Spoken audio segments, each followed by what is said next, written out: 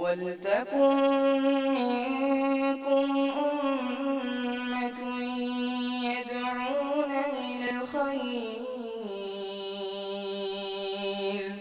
وَيَأْمُرُونَ بِالْمَعْرُوفِ وَيَنْهَوْنَ عَنِ الْمُنكَرِ وَأُولَٰئِكَ هُمُ الْمُفْلِحُونَ. إن الحمد لله نحمده ونستعينه ونستغفره ونعوذ بالله من شرور أنفسنا ومن سيئات أعمالنا من يهده الله فلا مضل له ومن يضلل فلا هادي له وأشهد أن لا إله إلا الله وحده لا شريك له وأشهد أن محمدا عبده ورسوله أما بعد فإن خير الحديث كتاب الله وخير الهدي هدي محمد صلى الله عليه وسلم وشر الأمور محدثاتها وكل محدثة بدعة وكل بدعة ضلالة وكل ضلالة في النار.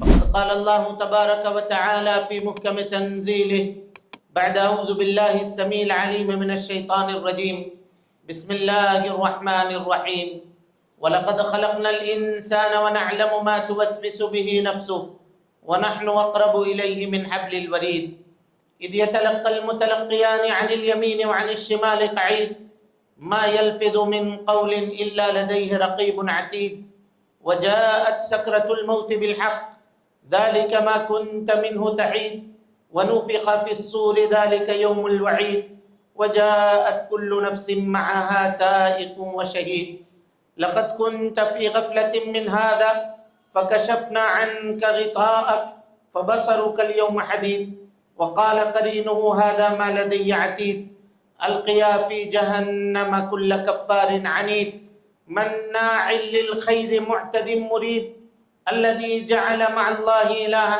آخر فألقياه في العذاب الشديد قال قرينه ربنا ما أطغيته ولكن كان في ضلال بعيد قال لا تختصموا لدي وقد قدمت إليكم بالوعيد ما يبدل القول لدي وما أنا بظلام للعبيد. وقال الله تبارك وتعالى في مقام آخر من المؤمنين رجال صدقوا ما عاهدوا الله عليه فمنهم من قضى نحبه ومنهم من ينتظر وما بدلوا تبديلا. محترم حاضرین، دوستوں، بزرگوں اور ساتھیوں، پردہ نشین اسلامی رشتے کی مائیں اور بہنیں، ہر قسم کی تعریف، حمد و ثنا، کبریائی، پاکیزگی اور بڑائی تمام مخلوقات کی بندگی کا اکیلا مستحق اللہ سبحانہ و تعالیٰ کے لیے لائق و سزاوار ہے۔ وہی پروردگار عالم ہے، اسی نے ہمیں، آپ کو اور ساری کائنات کو تخلیق بخشی ہے۔ اللہ رب العالمین کی بادشاہت سے دنیا کا کوئی کونا بھی الگ نہیں۔ اللہ رب العالمین اکیلا ہے اور تنہا ساری دنیا کی نگرانی ہر آن، ہر لمحہ اور ہر گھڑی فرما رہا ہے۔ اس کا احسان عظیم ہے کہ اس نے ہمیں اور آپ کو مسلمان بنایا، اسلام جیسی عظیم دولت سے مالا مال فرمایا۔ اللہ رب العالمین نے اپنے پیغام کو، اپنی تعلیم کو ساری انسانیت کے لیے عام فرمایا ہے، اور اس کام کو پائے تکمیل تک پہنچانے کے لیے ہر دور میں انبیاء کرام کو دنیا کے اندر بھیجنے کا سلسلہ بھی جاری فرمایا تھا۔ آخری نبی آخری پیغام لے کر، آخری قانون اور آخری شریعت لے کر اس دنیا کے اندر تشریف لائے، اور اس آخری نبی نے جس طرح سے اللہ رب العالمین کے دیے ہوئے آخری پیغام کو پایا تھا، ہو بہو ویسا ہی بغیر کسی کمی اور بیشی کے انسانیت کے سامنے پیش فرما دیا۔ اور اس سے بھی آگے بڑھ کر کے آپ صلی اللہ علیہ وسلم نے اپنی نبوت کی 23 سالہ زندگی میں رات اور دن کی گھڑیوں کے اندر اللہ رب العالمین کے دیے ہوئے آخری پیغام کو عملی طور پر برت کر سارے جہان والوں کے لیے قیامت تک کے لیے بطور نمونہ چھوڑ دیا۔ درود و سلام ہو اشرف المخلوقات میں سب سے افضل، قیامت کے دن کے سردار جناب محمد رسول اللہ صلی اللہ علیہ وسلم پر۔ اللہم صلی علی محمد وعلی آل محمد كما صليت على إبراهيم وعلى آل إبراهيم إنك حميد مجيد. اللهم بارك على محمد وعلى آل محمد كما باركت على إبراهيم وعلى آل إبراهيم إنك حميد مجيد.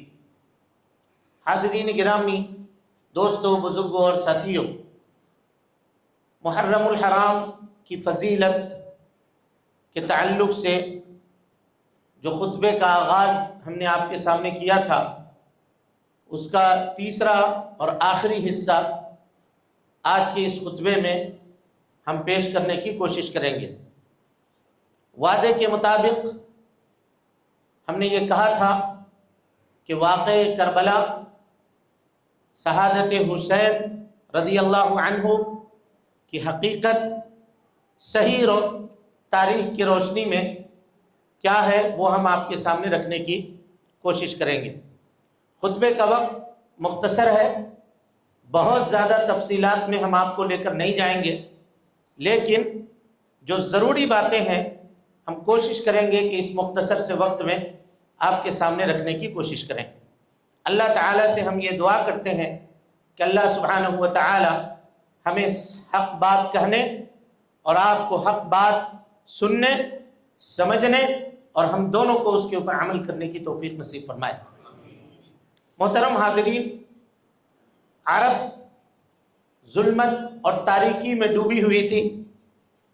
571 عیسوی غالباً یہ وہ زمانہ تھا جب اللہ رب العالمین نے مکۃ المکرمہ میں حضرت آمنہ کے گھر میں ایک یتیم کو پیدا فرمایا، جس کو دنیا محمد الرسول اللہ صلی اللہ علیہ وسلم کے نام سے جانتی ہے۔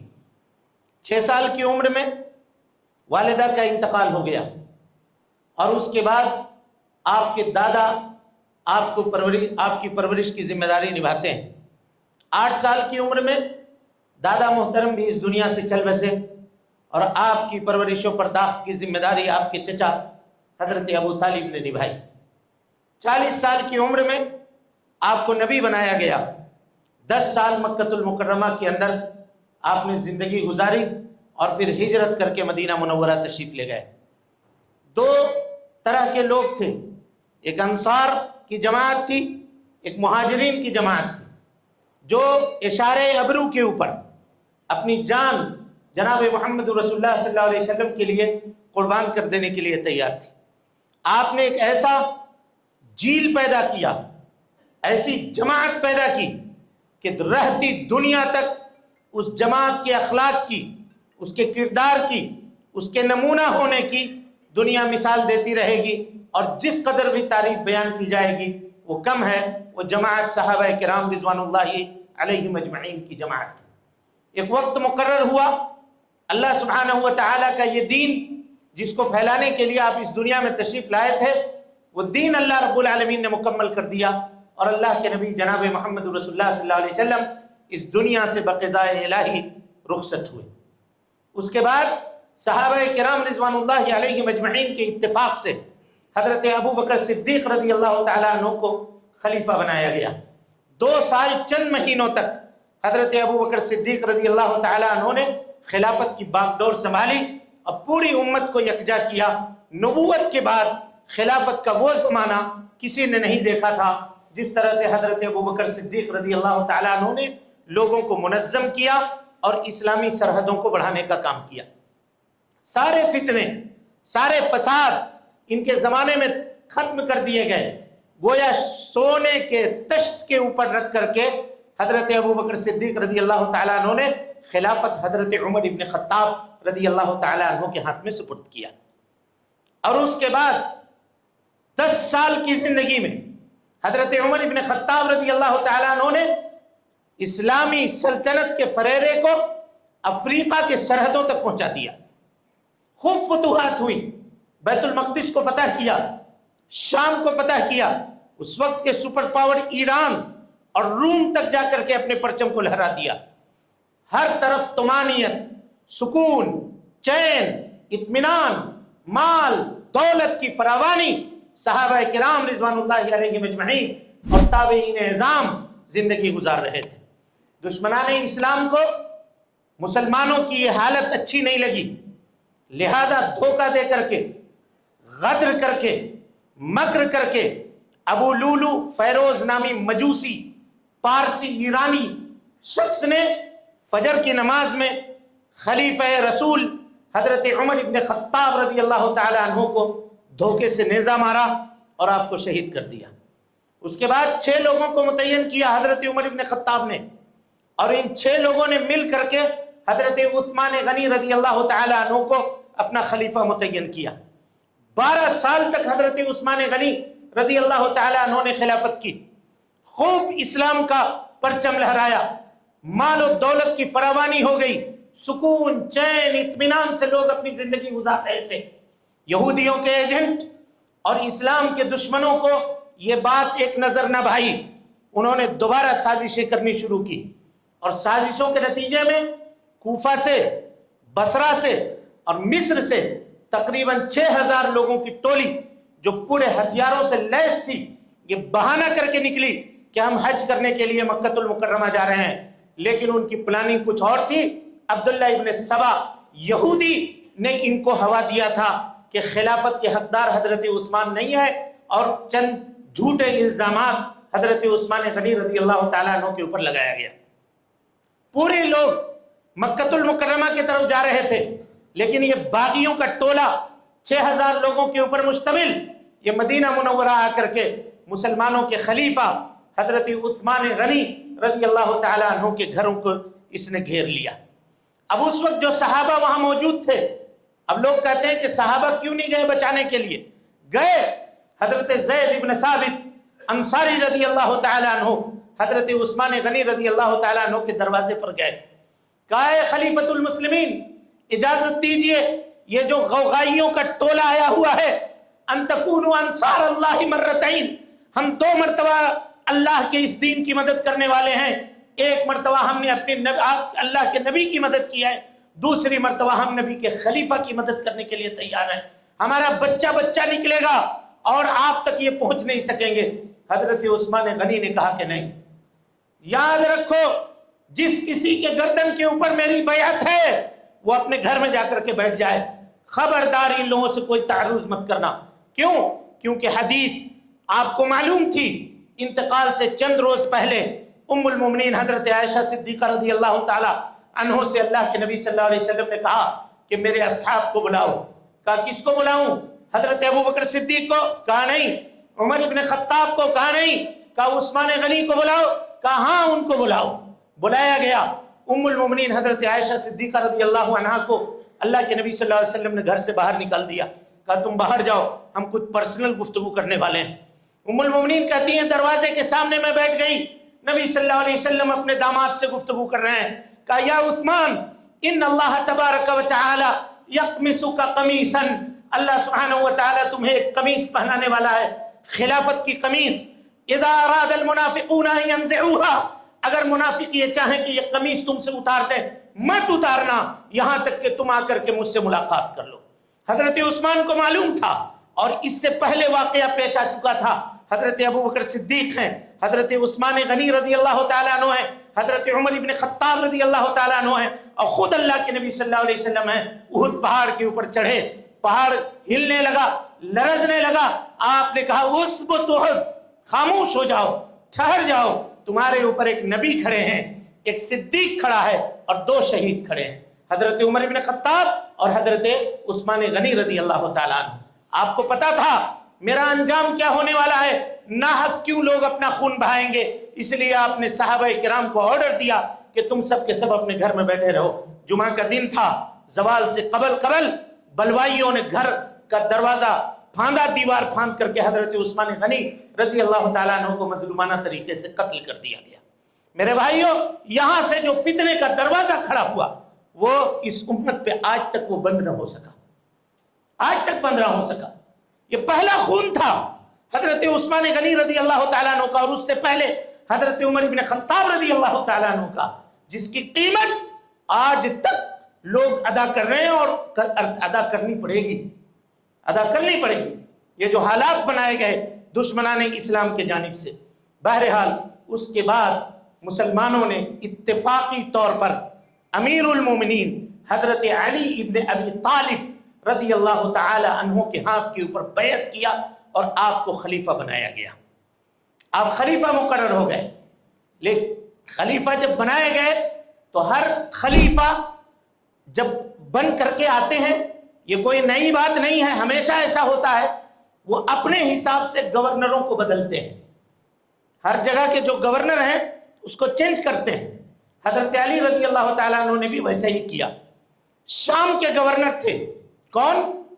حضرت معاویہ بن ابو سفیان رضی اللہ عنہ، جن کو مقرر کیا تھا سب سے پہلے عمر ابن خطاب نے، اور اس کے بعد مقرر کیا تھا حضرت عثمان غنی رضی اللہ تعالیٰ عنہ نے، اور اس کے بعد حضرت علی ابن ابی طالب کا جب زمانہ آیا تو حضرت عبداللہ ابن عباس کو حضرت علی ابن ابی طالب نے بلایا اور کہا کہ آپ جائیے ملک شام اور معاویہ سے کہیے گا کہ آپ کو معزول کیا جاتا ہے اور آپ کی جگہ پر میں اب گورنر ہوں ملک شام کا. حضرت عبداللہ ابن عباس نے کہا لا تفعل، ایسا مت کیجیے، یہ اچھا نہیں ہے. معاویہ کو اپنے جگہ پر چھوڑ دیجیے، ان کو وہیں رہنے دیجیے. کہا کیوں؟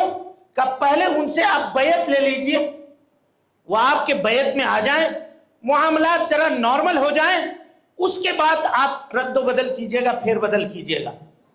حضرت علی امیر المومنین علی ابن ابی طالب رضی اللہ تعالی عنہ نے حضرت عبداللہ ابن عباس کی بات نہ مانی، اور نہ مان سکتے تھے، وہ خلیفہ تھے، ان کو یہ حق تھا کہ وہ جو چاہیں آرڈر دیں.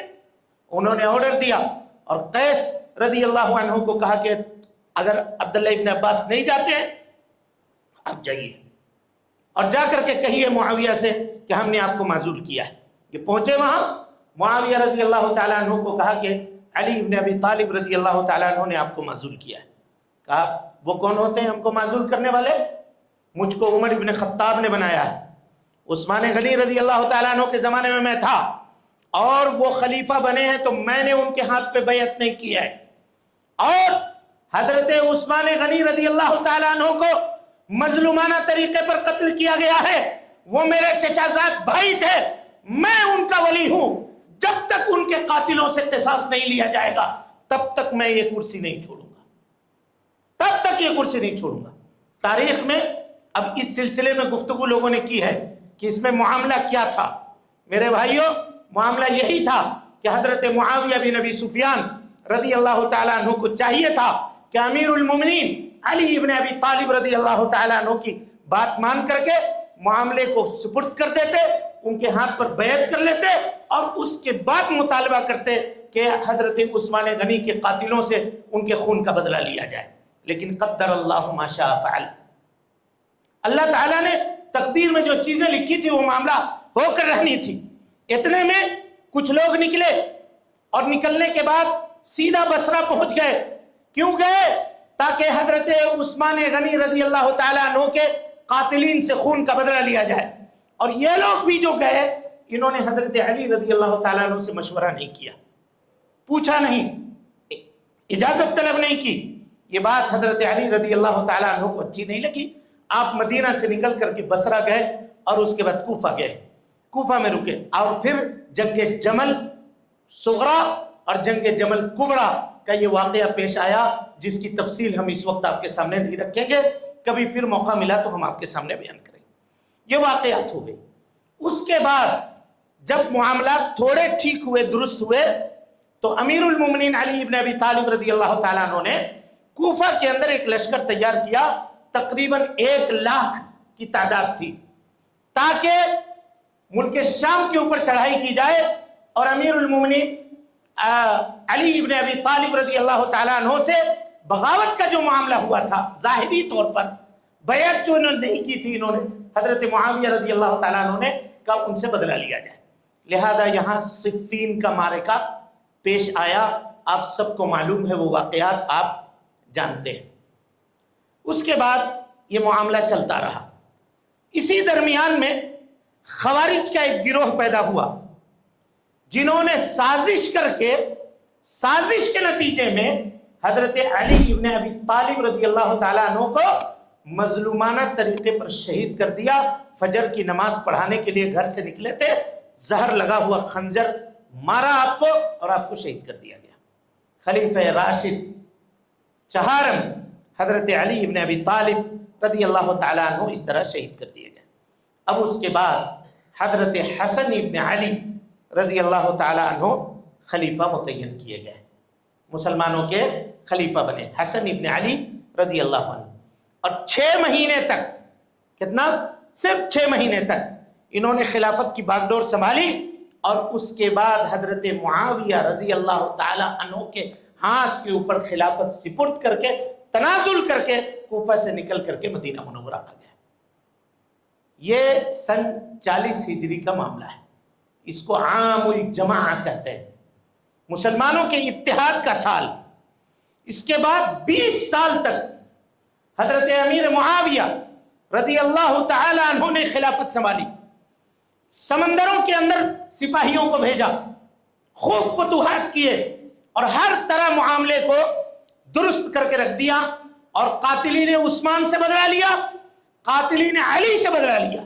آج جو لوگ حضرت معاویہ کو برا بھلا کہتے ہیں نا، وہ برا بھلا اسی وجہ سے کہتے ہیں کہ ان کے آباء و اجداد جنہوں نے حضرت علی کو قتل کیا تھا، جنہوں نے حضرت عمر ابن خطاب کو قتل کیا تھا، جنہوں نے حضرت عثمان ابن عفان رضی اللہ تعالیٰ عنہ کو قتل کیا تھا، ان سب کو ٹھکانے لگانے والے کون تھے؟ یہی حضرت معاویہ بن ابو سفیان رضی اللہ تعالیٰ عنہ تھے۔ یہ معاملہ کیا، 20 سال تک یہ معاملہ چلتا رہا، اور ہر طرف خوشحالی۔ اور حضرت امیر معاویہ بڑے عقل مند آدمی تھے، بڑے ہوش والے آدمی تھے، معاملات کو سنتے تھے، ہر کوئی ان سے خوش تھا۔ اسی لیے حضرت عبداللہ ابن عمر نے کہا ہے کہ المعاویہ کا معاویہ رضی اللہ تعالیٰ عنہ خلافت میں سب سے زبردست آدمی ہے۔ کسی نے کہا کہ بھائی تم نے حضرت ابو بکر کا زمانہ دیکھا، حضرت عمر کا زمانہ دیکھا، معاویہ رضی اللہ تعالیٰ عنہ کا خلافت کے معاملے کو سنبھالنے میں وہ بہتر ہے، جبکہ مقام اور مرتبے کے اعتبار سے حضرت ابو بکر صدیق، حضرت عمر ابن خطاب، حضرت عثمان ابن عفان رضی اللہ تعالیٰ عنہ بہتر ہے۔ اور ان کی چند ایک مثالیں میں آپ کے سامنے رکھتا ہوں۔ ایک مرتبہ حضرت عبداللہ ابن زبیر اور حضرت معاویہ رضی اللہ تعالیٰ عنہ دونوں کی زمین ایک جگہ تھی۔ معاویہ رضی اللہ تعالیٰ عنہ کے جو غلام تھے، انہوں نے، کبھی ہوتا ہے کہ بڑا آدمی کا اگر غلام ہوتا ہے تو اس کا دماغ بھی آسمان پہ چڑھا ہوتا ہے، میں امیر المومنین کا غلام ہوں، یہ معاملہ تھا۔ انہوں نے کچھ کہہ دیا حضرت عبداللہ ابن زبیر کے لوگوں کو، اور کچھ زمین پہ قبضہ کر لیا۔ عبداللہ ابن زبیر کو پتہ لگا تو انہوں نے خط لکھا، اور خط میں سخت زبان کا استعمال کیا۔ کیا کہا؟ دیکھیے، کہا کہ دیکھو تمہارے جو غلام ہیں انہوں نے ہمارے غلاموں کو برا بھلا کہا ہے اور ہماری زمین کے اوپر قبضہ کیا ہے۔ اگر میں انتقام لینے پر آ جاؤں تو میں یہ نہیں دیکھوں گا کہ تم امیر المومنین ہو کہ کیا ہو، تمہارے غلام سے بھی اور تم سے بھی میں انتقام لوں گا۔ خط جب حضرت معاویہ کے پاس آیا، پڑھ کر کے آپ نے مسکرایا اور اپنے بیٹے یزید کو بلایا، کہا ادھر آؤ، یہ خط ہے، پڑھو۔ کہا پڑھو اس کو۔ یزید خط پڑھتا ہے سامنے۔ کہا کہ بتاؤ کیا کرنا چاہیے؟ کہا بھی فوراً سپاہی بھیجیے اور ایسے آدمی کو ادب دینا چاہیے۔ کہا نہ، یہ تمہارا فیصلہ درست نہیں ہے، بیٹھو۔ کاتب کو بلایا اور کہا کہ میں معاویہ تم سے اپنے غلام کی کارکردگی کے اوپر معافی مانگتا ہوں، اور میں یہ کہتا ہوں کہ تمہارے زمین کے بغل میں جو میری زمین ہے وہ زمین بھی اور اس پہ کام کرنے والے میرے غلام بھی، ان تمام کے مالک تم ہو۔ میں یہ زمین بھی تمہیں دیتا ہوں اور غلاموں کو بھی تمہارے حوالے کرتا ہوں کہ وہ بھی تمہارے۔ خط دیا۔ عبداللہ ابن زبیر نے جب خط پڑھا فوراً جواب دکھا، کہا تمہاری اسی ادا کی وجہ سے اللہ تعالیٰ نے تم کو ہمارے اوپر خلیفہ متعین کیا ہے۔ یہ خط جب پہنچا بلایا یزید کو، کہا یہ خط دیکھ رہے ہو یزید؟ اس طرح لوگوں کے دلوں کو جیتا جاتا ہے، یہ ہے سیاست، اس طرح سے حکومت کی جاتی ہے۔ یہ معاویہ رضی اللہ تعالیٰ عنہ تھے جن کی سلطنت کا معاملہ ایک دو واقعات نہیں، بے شمار واقعات ہیں۔ خال المومنین، مومنوں کے ماموں ہیں، ام حبیبہ رملہ بنت ابو سفیان رضی اللہ تعالی عنہ کے بھائی ہیں یہ حضرت معاویہ رضی اللہ تعالی عنہ۔ آج لکھنؤ میں ایک شخص جو اپنے آپ کو سنی کہتا ہے، سلمان ندوی، وہ امیر معاویہ رضی اللہ تعالیٰ عنہ کے اوپر زبان لمبی کرتا ہے، کہتا ہے کہ معاویہ رضی اللہ تعالیٰ عنہ اس امت کے فرعون ہیں، اعوذ باللہ من الشیطان الرجیم۔ جس کو حضرت عمر ابن خطاب نے گورنر بنایا، جس کو عثمان غنی رضی اللہ تعالیٰ عنہ نے گورنر بنایا، اس کے بارے میں اس طرح کے جملے کہتے ہو؟ تم خود کیا ہو؟ کسی صحابی کے بارے میں زبان درازی کرنے سے پہلے سوچنا چاہیے کہ ہم کس مقام کے اوپر ہیں، ہم کہاں پر ہیں۔ اعوذ باللہ من الشیطان الرجیم۔ اسی لیے میں کہتا ہوں کہ حق بات سنیے، حق بات جانیے، اور ایسے کسی بھی فاسد العقیدہ لوگوں کی باتوں کو نہ سنیے جو صحابہ کرام رضوان اللہ علیہم اجمعین کے اوپر زبان درازی کرتا ہو۔ میرے بھائیوں، یہ حضرت معاویہ بن ابو سفیان رضی اللہ تعالیٰ عنہ تھے۔ اس کے بعد 20 سال تک خلافت ان کی چلی۔ اب جب انہوں نے یہ دیکھا کہ اب میں کمزور ہو گیا ہوں، میری وفات کا وقت قریب ہے، تو انہوں نے اپنے بیٹے یزید کو اپنی جگہ کے اوپر نامزد کیا، کہا کہ میرے بیٹے بنیں گے۔ صحابہ کرام کے سامنے رائے لینے کے لیے معاملے کو پیش کیا، تمام لوگوں نے انکار کیا۔ عبد الرحمن ابن ابو بکر نے کہا کہ اتريد ان تكون ہرقليا، کیا آپ یہ چاہتے ہیں کہ ہرقلی معاملہ چلے؟ ایک ہرقل مر گیا، اس کا بیٹا بن گیا، پھر وہ مر گیا، اس کا بیٹا مر گیا۔ اللہ تفعل، ایسا مت کیجیے۔ یہ اس لیے نہیں کہہ رہے تھے، اس لیے نہیں کہہ رہے تھے کہ یہ معاملہ درست نہیں تھا، وہ اس لیے کہہ رہے تھے کہ یزید سے زیادہ بہتر لوگ قریش میں موجود ہیں۔ حضرت حسین ابن علی ہیں، حضرت عبد الرحمن ابن ابو بکر ہیں، عبداللہ ابن عمر ہیں، عبداللہ ابن عباس ہیں، حسام ابن حارث ہیں، یہ سارے لوگ ہیں جو قریش میں قریش کے لوگ ہیں، قریش کے خاندان کے ہیں، اور یزید سے مقام و مرتبے میں کئی گنا اونچا ہیں۔ آپ ان کو کیوں نہیں متعین کرتے ہیں؟ کیوں اپنے بیٹے کو آپ متعین کر رہے ہیں؟ یہ معاملہ ہوا۔ اب اسی کو اعتراض بنا کر کے، غور سے سنیے گا، اسی کو اعتراض کا راستہ بنا کر کے لوگ حضرت معاویہ رضی اللہ تعالیٰ عنہ کو برا بھلا کہتے ہیں کہ انہوں نے اپنے بیٹے کو متعین کیا۔ اگر بیٹے کو متعین کیا تو کیا اس میں کوئی خرابی ہے؟ یہ سوال ہے۔ کیوں؟ اس سے 20 سال پہلے پیچھے آپ جائیے، حضرت علی رضی اللہ تعالیٰ عنہ کی وفات کے بعد کس کو خلیفہ بنایا گیا تھا؟ حضرت حسن کو بنایا گیا تھا یا نہیں بنایا گیا تھا؟ تو اگر بیٹے کو بنایا جانا غلط ہوتا تو تم یہ اعتراض کیوں کرتے ہو؟ یہ اعتراض تو ہمیں کرنا چاہیے کہ حضرت عمر ابن خطاب رضی اللہ تعالیٰ عنہ کے زمانے کو آپ اٹھائیے۔ جب ان کے انتقال کا وقت آیا تو کہا کہ عبداللہ ابن عمر کو خلیفہ بنا دیجئے۔ کہا تم کیا چاہتے ہو کہ میرے پورا خاندان جا کر کے امت کا حساب دے اللہ رب العالمین کے سامنے؟ میرے بیٹے کو اپنی بیوی کو طلاق دینا نہیں آتا ہے، میں اس کو خلیفہ نہیں بناؤں گا، منع کر دیا۔ اور جانتے ہیں عشرہ مبشرہ بالجنہ میں اس وقت 8 لوگ موجود تھے، 8ویں حضرت عمر ابن خطاب رضی اللہ تعالیٰ عنہ تھے۔ اگر ان کو چھوڑ دیا جائے تو 7 لوگ موجود تھے۔ کتنے؟ 7 لوگ۔ جب نام لکھوایا شورا کے لیے تو 6 لوگوں کا نام لکھوایا، 7ویں کو چھوڑ دیا۔ اللہ اکبر۔ پوچھا کہ عبداللہ ابن عمر کو شامل کرو، کہا نہیں، وہ میرا بیٹا ہے، اس کو شامل نہیں کریں گے۔ تو کہا کس حساب سے بنایا؟ کہا جن کے بارے میں اللہ کے نبی نے دنیا میں جنت کی بشارت دی ہے، میں نے ان کے ناموں کو لکھا ہے۔ تو کہا ایک نام تو چھوڑ دیا۔ کہا کس کا نام؟ کہا سعید ابن زید کا نام۔ کہا وہ میرا بہنوئی ہے، وہ میرا بہنوئی ہے۔ لوگ یہ کہیں گے کہ عمر نے اپنے رشتہ دار کو مجلس شورا میں رکھا ہے، اس کا نام کاٹ دو، اس کے علاوہ باقی جو 6 لوگ ہیں اس کو متعین کرو۔ یہ ہے معاملہ۔ تو تم حضرت عمر کو گالی دیتے ہو، ان کو برا بھلا کہتے ہو، حضرت علی کا پرچم اٹھانے والے اپنے آپ کو کہتے ہو، اور امیر معاویہ کو اسلام کے اوپر تنقید کا نشانہ بناتے ہو۔ اعوذ باللہ من الشیطان الرجیم۔ کس طرح سے دوہرا پن ہے ان کا، آپ دیکھ لیجئے کس طرح سے معاملات۔ بہرحال یزید کو صحابہ کرام رضوان اللہ علیہ مجمعین کی موجودگی میں اس کے ہاتھ کے اوپر بیعت کیا گیا اور لوگوں نے اس کو اپنا خلیفہ مانا۔ معاملہ چل پڑا، نکل پڑا۔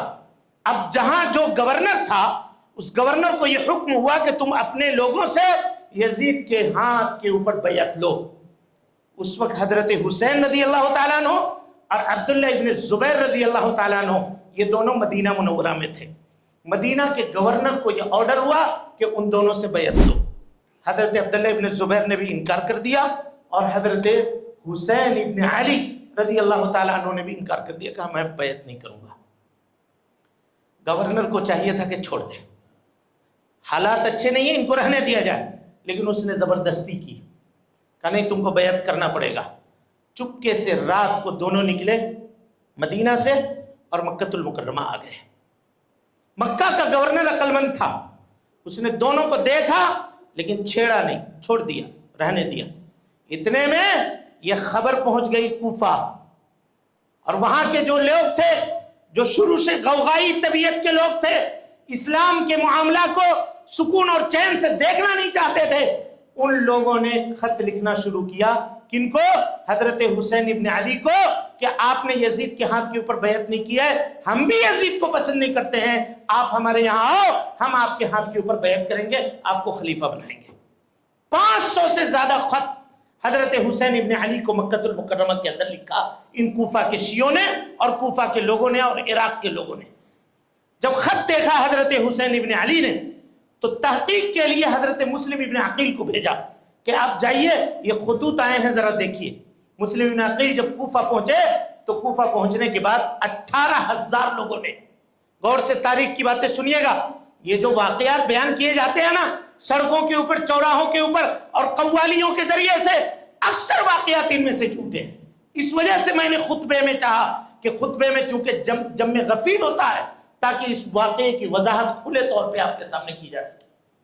خط لکھا، مسلم ابن عقیل گئے، 18,000 لوگوں نے کوفہ میں آ کر کے مسلم ابن عقیل کے ہاتھ کے اوپر بیعت کیا اور کہا کہ ہم حضرت حسین ابن علی کے ہاتھ کے اوپر بیعت کر رہے ہیں، ان کے بہاف میں آپ کے ہاتھ کے اوپر بیعت کر رہے ہیں۔ حضرت مسلم ابن عقیل نے خط لکھا حسین ابن علی کو کہ معاملہ ایک دم درست ہے، صحیح ہے، آپ آئیے، یہ لوگ آپ کے ہاتھ کے اوپر بیعت کرنے کے لیے تیار ہیں، ٹھیک ہے۔ اتنے میں یہ بات حضرت حسین ابن علی تک آتی کہ کوفہ میں یہ معاملہ پھیل گیا۔ کوفہ کے گورنر تھے حضرت نعمان ابن بشیر رضی اللہ تعالیٰ عنہ، صحابی رسول۔ ان کو معلوم چلا کہ کچھ اندر میں پک رہا ہے، لیکن چپ رہے، وہ خاموش رہے، کوئی ایکشن نہیں لیا، کوئی فوجی کاروائی نہیں کی، خاموش رہے۔ وہ دیکھنا چاہ رہے تھے کہ حالات کیا بن رہے ہیں۔ انہی کوفہ کے غداروں نے خبر بھیجا ملک شام یزید کے پاس، کہا فی الکوفہ النار تغلی، کوفہ میں آگ کی چنگاری بھڑک رہی ہے، اور تمہارا جو گورنر ہے نعمان ابن بشیر لا یحرک ساکتا، چپ چاپ ہاتھ پاؤں دھار کے بڑا بیٹھا ہوا ہے، ایکشن نہیں لیتا ہے۔ بس فوراً یزید نے فرمان جاری کیا کہ بصرہ کے جو گورنر ہے عبید اللہ ابن زیاد، اس کو میں کوفہ کا گورنر بھی متعین کرتا ہوں اور نعمان ابن بشیر کو معزول کرتا ہوں۔ خط لکھا گیا۔ اب جو بصرہ کا گورنر تھا عبید اللہ ابن زیاد، یہ سر میں پگڑی باندھ کر کے، چہرہ چھپا کر کے دن کے وقت میں کوفہ میں داخل ہوا۔ جیسے داخل ہوا، لوگوں نے حضرت حسین ابن علی کو دیکھا نہیں تھا، جو ملاقات کرتا نیا اجنبی آدمی دیکھتا کہا مرحبا بابنت بنت رسول اللہ، اللہ کے نبی صلی اللہ علیہ وسلم کے صاحبزادی کے بیٹے کے لیے خوش آمدید ہو۔ بس یہ عبید اللہ ابن زیاد سمجھ گیا کہ معاملہ ضرور کچھ نہ کچھ ہے، حسین ابن علی کا نام کیوں لے رہے ہیں یہ لوگ۔ فوراً عہدہ سنبھالا، جاسوس متعین کیے اور جاسوسوں کو پھیلا دیا کہ دیکھو جی سازش کہاں چل رہی ہے، پتہ لگاؤ۔ ہانی ابن عروہ نامی ایک شخص کے گھر میں حضرت مسلم ابن عقیل بیٹھے ہوئے تھے اور وہی معاملات ہوتے تھے، وہی بیعت ہوتے تھے۔ یہ جو جاسوس تھا پیسے لے کر کے ایک تھیلی میں گیا اور ہانی ابن عروہ سے کہا کہ میں ملک شام سے آیا ہوں، حضرت حسین کا جو قاصد یہاں موجود ہے اس کے ہاتھ پہ بیعت کرنا چاہ رہا ہوں، اور یہ پیسے ہم لے کر کے آئے ہیں ان کی مدد کے لیے، اور قسم کھا کر کے بہت یقین دلایا۔ تو ہانی ابن عروہ نے مسلم ابن عقیل سے ملاقات کروا دی، ملاقات کر کے وہ چلا گیا۔ اس کے بعد عبید اللہ ابن زیاد نے ہانی ابن عروہ کو طلب کیا، کہا ادھر آؤ، بلایا، کہا تمہارے گھر میں مسلم ابن عقیل ہے نا؟ کہا نہیں میرے گھر میں نہیں، جبکہ اس کے گھر موجود تھا۔ دیکھیے وفاداری، کہا نہیں ہے میرے گھر میں موجود۔ تب اس جاسوس کو بلایا، کہا ادھر آؤ جی، اس کو پہچانتے ہو؟ سمجھ گیا کہ اب راز کھل گیا ہے۔ کہا سنو اے عبید اللہ ابن زیاد، اگر مسلم ابن عقیل میرے پاؤں کے نیچے بھی ہوتا تو میں اپنا پاؤں نہیں اٹھاتا کہ تو اس کو دیکھ لیتا۔ کہا قید کرو اس کو، بند کرو اس کو، جیل کے سلاخوں کے پیچھے ڈالو۔ مسلم ابن عقیل نے جب دیکھا کہ میرے میزبان کو عبیداللہ ابن زیاد نے قید کر دیا ہے تو کوفہ والوں کو آواز دیا کہ اے کوفہ والوں نکلو، جو 18,000 لوگ جو میرے ہاتھ کے اوپر بیعت کیے ہو، چلو عبیداللہ ابن زیاد سے لڑائی کرتے ہیں، قتال کرتے ہیں۔ 18,000 لوگ میں سے کتنے لوگ نکلے؟ 4,000 لوگ نکلے۔ کل کتنے؟ 4,000۔ ایک آدمی آیا اور آ کر کے کہا کہ تو لوگ کہاں گئے؟ بھائی کہا مسلم ابن عقیل معاملہ اچھا نہیں ہے، ان کے دل تو تمہارے ساتھ ہیں لیکن ان کوفہ والوں کے تلواریں بنو امیہ کے ساتھ ہیں، یہ دغاباز لوگ ہیں، یہ دھوکے باز لوگ ہیں، تمہیں دھوکہ دیں گے۔ پھر بھی نکلے مسلم ابن عقیل 4,000 لوگوں کو لے کر کے دوپہر کے وقت عبیداللہ ابن زیاد کے گورنر ہاؤس کو گھیر لیا چاروں طرف سے۔ عصر ہوتے ہوتے 4,000 لوگوں میں سے کھسکتے 30 لوگ بچے۔ مسلم ابن عقیل کے ساتھ کتنے لوگ؟ 30 لوگ۔ اور مغرب ہوتے ہوتے وہ 30 کے 30 بھی فرار ہو گئے، اکیلے مسلم ابن عقیل کھڑے رہے۔ سپاہیوں نے دوڑنا شروع کیا، انہوں نے کوفہ کی گلیوں میں جا کے دروازہ کھٹکھٹاتے تھے، کھولو، میں نواسہ رسول کا قاصد ہوں، بچا تو لو۔ کسی نے دروازہ نہیں کھولا، ایک خاتون نے دروازہ کھولا۔ یہ بات شیعہ کے کتابوں کے اندر لکھی ہوئی ہے، صرف سنی کی کتابوں کے اندر نہیں، شیعوں کے کتاب کے اندر بھی لکھی ہوئی ہے۔ یہ اعترافات ہیں تاریخ کے، جو تاریخ کبھی بھلا نہیں سکتی ہے ان غداروں کے کرتوتوں اور کارناموں کو۔ آپ دیکھیے کس طرح سے نواسہ رسول کے قاصد کے ساتھ معاملہ کیا، اور خود نبی صلی اللہ علیہ وسلم کے خاندان کو بلا کر کے زبردستی کٹوایا اور مروایا ہے۔ 17 لوگوں کو جو خاندان نبوت کے لوگ تھے ان کو ان لوگوں نے مارا ہے۔ یہ وہی لوگ ہیں جنہوں نے قتل کیا اور مارا ہے، اور آج سینہ پیٹتے ہیں، زنجیریں مارتے ہیں اپنے اوپر، یا حسین ہم نہ ہوئے، تم ہوتے تو کیا کرتے؟ تم بھی اسی فوج کے ساتھ ہوتے جس نے حضرت حسین ابن علی کو مارا تھا، اسی کے ساتھ ہوتے۔ کسی نے دروازہ نہیں کھولا، ایک بوڑھی عورت نے دروازہ کھولا، کھول کر کے اندر کر لیا اور کہا کہ پیاس لگی ہے پینے کے لیے، پانی دو۔ کہا پانی پلایا، اتنے میں اس کا بیٹا سو رہا تھا، اٹھا، کہا کون آیا ہے؟ کہا کوئی نہیں آیا۔ کہا نہیں کوئی تو آیا ہے، پتہ لگایا، کہا یہ ہے عبیداللہ ابن زیاد نے اس کے سر کے اوپر انعام رکھا ہے۔ کہا میں ذرا باہر سے گھوم کر کے آ رہا ہوں، اور سیدھے محل میں پہنچا اور کہا کہ تمہارا شکار میرے پاس میرے گھر میں موجود ہے۔ یہ ہے کوفہ والوں کی حرکت۔ الکوفی لا یوفی، یہ کبھی وفادار نہیں ہو سکتے، کسی کو وفادار نہیں ہو سکتے۔ عبیداللہ ابن زیاد نے سپاہیوں کو بلایا اور مسلم ابن عقیل کو پکڑ کر کے قصر میں لایا گیا۔ کہا کوئی آخری خواہش ہو تو بتاؤ۔ عمر ابن سعد ابن ابی وقاص رضی اللہ تعالیٰ عنہ وہاں موجود تھے۔ عمر ابن سعد بن ابی وقاص رحمہ اللہ تابعی ہیں، موجود تھے۔ کہا کہ اے عمر، تو رشتے کے اعتبار سے میرا سب سے قریبی آدمی ہے، ایک پیغام میں دیتا ہوں، یہ پیغام حسین ابن علی تک پہنچا دینا، بس اس کے علاوہ اور کچھ نہیں۔ کہا کیا ہے پیغام، بولو۔ کہا یہ پیغام دینا چاہتا ہوں کہ کوفہ نہ آئیں، کوفہ کے لوگ غدار نکلے، انہوں نے میرے ساتھ غداری کی ہے، میری وفات ہو جائے تو میرے بھائی کو یہ پیغام دے دینا کہ وہ وہاں سے نہ نکلے۔ اب یہ معاملہ ہوا، ان کو شہید کر دیا گیا، مسلم ابن عقیل کو شہید کر دیا گیا۔ ادھر حضرت حسین ابن علی، میرے بھائیوں تقدیر اسی کو کہتے ہیں۔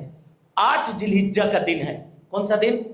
8 ذی الحجہ، پوری دنیا سفر کر کے مکہ آ رہی ہے، حج کرنے کا دن ہے، اور حضرت حسین ابن علی اپنے خاندان کے 72 لوگوں کو لے کر کے، جس میں عورتیں ہیں جس میں بچے ہیں، کوفہ کی طرف روانہ ہو رہے ہیں۔ حضرت عبداللہ ابن عباس آئے، آنکھیں ان کی کمزور ہو گئی تھی، نگاہ سے دکھتا نہیں تھا، سامنے آئے، کہا حسین کہاں جا رہے ہو؟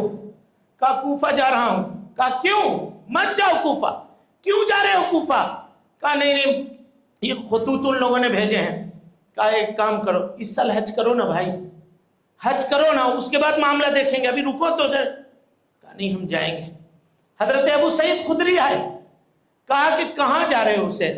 نہیں کرو ایسا، مت جائیے، آپ یہیں رکیے، مت جائیے۔ کہا نہیں ہم نکلیں گے۔ حضرت عبداللہ ابن زبیر آئے، کہا حسین مت جائیے، ان لوگوں نے آپ کے بھائی کے ساتھ وفاداری نہیں کی ہے، آپ کے والد کے ساتھ وفاداری نہیں کی ہے، آپ کے ساتھ بھی یہ وفاداری نہیں کریں گے، مت جائیے آپ۔ کہا نہیں میں جاؤں گا۔ نکل گئے، 3 دن کی مسافت طے کر چکے تھے۔ حضرت عبداللہ ابن عمر کو پتہ لگا، 3 दिन پीछे سے گھوڑا دوڑا کر کے وہاں پہ پہنچے. کہا حسین کہاں جا رہے ہو؟ کہا کہ کوفہ جا رہا ہوں. کیا کرو گے وہاں جا کے؟ کہا یہ خطوط ہیں, کوفہ والوں نے بھیجے ہیں, یہ خطوط ہیں دیکھو.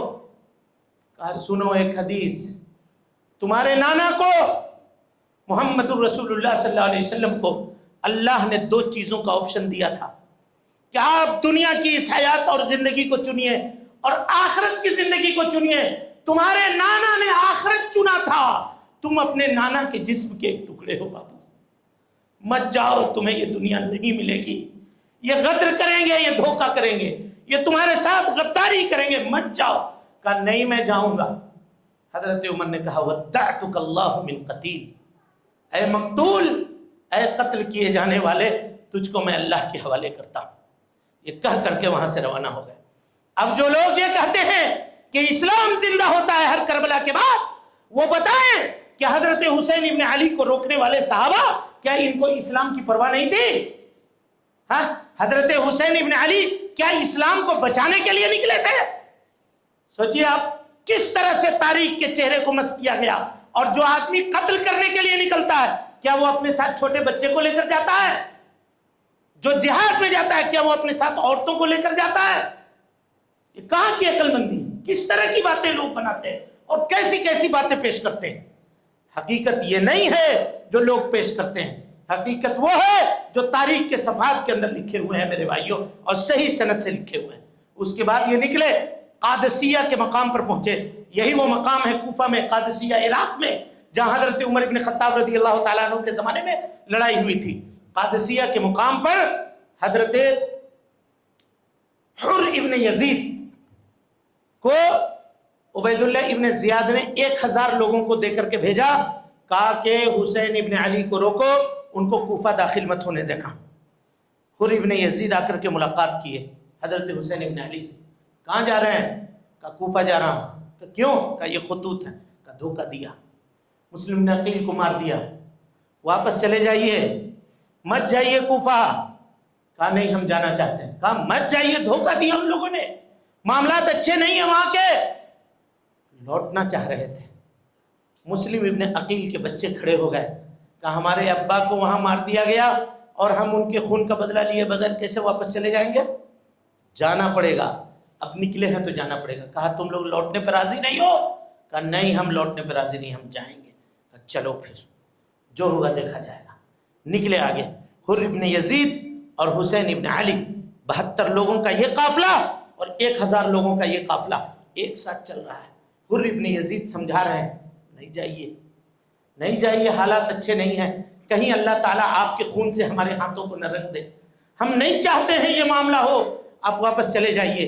اتنے میں حضرت حسین ابن علی نے کہا ثقلت کا امک, میرا راستہ چھوڑو, تمہاری ماتوں کو ضائع کرے. حر ابن یزید نے کہا کہ تمہارے علاوہ اگر کوئی آدمی یہ کلمہ کہا ہوتا تو میں اس سے بھی انتقام لیتا, اس کی ماں سے بھی انتقام لیتا, لیکن تم کو میں کیا کہوں گا, تم نواسے رسول ہو اور تمہاری ماں صاحبزادی رسول ہے, سیدۃ نساء العالمین ہے, کیا کہوں گا میں تم کو. بہرحال یہاں سے یہ معاملہ آگے بڑھے. اتنے میں پھر سے عبید اللہ ابن زیاد نے عمر ابن سعد ابن ابی وقاص, عمر ابن سعد ابن ابی وقاص کے ساتھ 4000 لوگوں کو دے کر کے بھیج دیا. پورے ملا کر کتنے لوگ ہو گئے؟ 5000 لوگ. اب جب حضرت حسین ابن علی نے دیکھا کہ یہ 5000 لوگ ہیں اور ہمارے ساتھ یہ لوگ ہیں, تو کہا کہ سنو میں 3 آپشن دیتا ہوں, مجھے 3 آپشن میں سے کوئی ایک آپشن اختیار کرنے کا حق دیا جائے.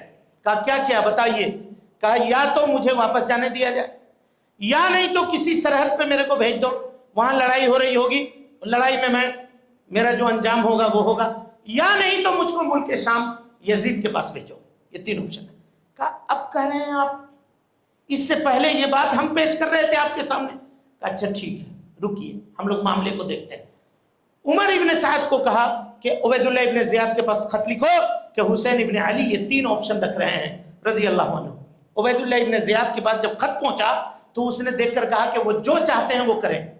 اتنے میں شمر ابن زیجوشن نامی ایک شخص وہاں بیٹھا ہوا تھا. اس نے کہا کہ تم گورنر ہو کہ بے وقوف ہو. کہا کیوں؟ کہا تم شرط لگاؤ گے کہ وہ شرط لگائیں گے. یہ دیکھیے برے لوگوں کی صحبت اختیار کرنے کا یہ نتیجہ ہوتا ہے. یہی بدبخت شخص شمر ابن ذوالجوشن، اس نے عبید اللہ ابن زیاد کو اس کا دیا. بس تو عبید اللہ ابن زیاد نے پوچھا اب کیا کرنا چاہیے بتاؤ؟ کہ اس کو قیدی بنا کر کے زنجیر پہنا کر کے پکڑ کے لاؤ یہاں، اور اس کے بعد تم فیصلہ کرو کہ یزید کے پاس بھیجو گے یا جنگ میں بھیجو گے یا اس کو مدینہ بھیجو گے، تم فیصلہ کرو. کہا نعمت رائے، یہی بڑھیا رائے ہے. بھیجا کس کو؟ یہی شمر ابن ذوالجوشن کو. کہا کہ تم جاؤ اور جا کر کے کہنا کہ قیدی بنا کر کے حسین ابن علی کو یہاں پیش کیا جائے رضی اللہ عنہ. جا کر کے عمر ابن سعد سے کہا کہ حسین کو قید کرو. کہا میں نہیں کروں گا. کیوں قید کریں گے بھائی؟ کیوں قید کریں گے؟ میں قید نہیں کروں گا. حور ابن یزید کو کہا تم قید کرو. کہا میں نہیں قید کروں گا. کیوں قید کروں گا؟ کیا جرم ہے قید کروں گا؟ کیا وہ کافر ہو گئے ہیں؟ والعیاذ باللہ. نواسہ رسول کو قید کرنے کی بات کرتے ہو. میں قید نہیں کروں گا. کہا تم دونوں معذور، اب میں امیر ہوں. شامر ابن ذوالجوشن امیر بن گیا.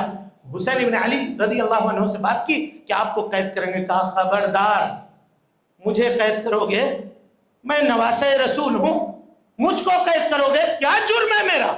کیوں قید کرنا چاہتے ہو؟ کہا حکم ہے ایسا ہی. کہا میں قید نہیں ہوں گا، میں قید نہیں ہوں گا. وکان شجاعا مقداما رضی اللہ عنہ، بہادر تھے، کوئی ایسے ویسے نہیں تھے کہ چلو قید ہو جاؤ تو قید ہو جاؤ. کہا نہیں نہیں نہیں، سر کٹانا مجھے گوارا ہے لیکن میں قیدی بننے کے لیے تیار نہیں ہوں، قید نہیں ہوں. اب معاملہ یہ چلا کہ ان کو مارے تو مارے کون؟ باقی جتنے لوگ تھے وہ قتل کر دیے گئے.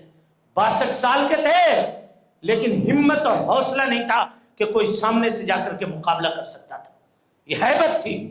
خانواندہ رسول کے چراغ تھے، صاحبزادہ رسول تھے. یہ معاملہ تھا میرے بھائیوں. دھوکے سے اسی شمر ابن یزید نے، شمر ابن ذوالجوشن نے دھوکے سے خنجر مارا. گھوڑے کے اوپر سوار تھے، خنجر لگا سینے کے اوپر، نیچے گر پڑے.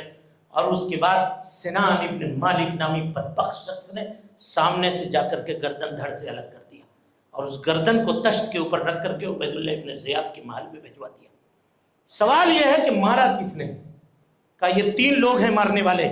نام یاد رکھیے گا. عبید اللہ ابن زیاد، اس نے آرڈر دیا تھا. شمر ابن ذوالجوشن، اس نے نیزہ مارا تھا. اور سنان ابن مالک، اس نے سر کو کاٹا تھا، سر کو کاٹ کر کے الگ کیا تھا. یہ 3 لوگ ہیں. اور جانتے ہیں یہ 3 کون ہیں؟ یہی 3 ہیں جو حضرت معاویہ رضی اللہ تعالیٰ عنہ سے جب حضرت علی رضی اللہ تعالیٰ عنہ کا مقابلہ ہوا تھا تو حضرت علی کے ساتھ لڑنے والے یہی 3 لوگ تھے. حضرت علی کے ساتھ تھے یہ لوگ. اب ذرا بتائیے کیا ملک شام سے کوئی قافلہ آیا تھا ان کو مارنے کے لیے؟ کیا کہیں سے کوئی آیا تھا ان کو یہ کرنے کے لیے؟ کوئی نہیں آیا تھا.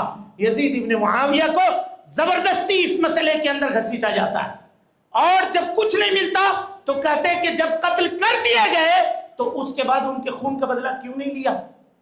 خون کا بدلہ لینا چاہیے. یہ بات اگر اٹھائی جائے تو بات سے بات نکلتی چلے جائے گی. لیکن ان کا جو مجرم ہے حضرت حسین ابن علی رضی اللہ تعالیٰ عنہ کے شہادت کا جو مجرم ہے وہ یہ 3 لوگ ہیں اور یہ کوفہ والے لوگ ہیں جو شیعہ تھے. انہوں نے ہی مارا تھا. اور اس کے بعد تاریخ گواہ ہے کہ وہاں سے ایک لشکر نکلتا ہے، اس کا نام ہے جیش توابی، توبہ کرنے کے لیے کہ ہم نے نواسہ رسول کو شہید کیا تھا، ہم نے ان کو بلا کر کے دھوکہ دے کے مارا تھا. تو عبید اللہ ابن زیاد جس نے آرڈر دیا تھا قتل کا، اس کو گھیر کر کے گھر میں قتل کرنے والے بھی یہی کوفہ کے لوگ تھے. یہی کوفہ کے لوگ تھے. یہ تاریخ ہے میرے بھائیوں. تاریخ کو بدل کر کے پلٹ کر کے لوگوں نے پیش کیا ہے. حقیقت صرف اتنا ہے جتنا ہم نے آپ کے سامنے رکھا ہے. اب آپ انصاف کے ساتھ، عدل کے ساتھ یہ فیصلہ کیجئے کہ ان واقعات میں کیا معاملات ہیں. رہی بات کہ اگر اللہ سبحانہ وتعالی نے ہم کو ان واقعات سے بچا کر رکھا ہے تو ہم کو چاہیے کہ ہم اپنی زبانوں کو آلودہ نہ کریں، نہ کہیں اس کے بارے میں یہ، اس کے بارے میں یہ، خاموش رہیں. رضی اللہ عنہم ورضوا عنہ. اللہ سبحانہ وتعالی سے دعا ہے کہ وہ ہم سب کو حسن عمل کی توفیق دے، ہم سب کی اصلاح فرمائے، نیکیوں کو قبول کرے، سیئات سے درگزر فرمائے، جب تک زندہ رکھے، دین اسلام پہ زندہ رکھے، اور جب اٹھائے ایمان پہ اٹھائے. اقول قولی ھذا واستغفر اللہ لی ولکم ولسائر المسلمین من کل ذنب وخطیئۃ فاستغفروہ انہ کان للأوابین غفورا. محترم سامعین و ناظرین، آپ تمام حضرات سے گزارش ہے کہ مرکزی جامع مسجد کے خطبات اور دروس کو اگر آپ سننا چاہتے ہیں تو اس چینل کو آپ لائک کریں، اس کو سبسکرائب کریں اور اس کو لوگوں تک پھیلانے کی کوشش کریں۔ اللہ رب العالمین ہم سب کی نیکیوں کو قبول کرے۔ وجزاکم اللہ خیرا۔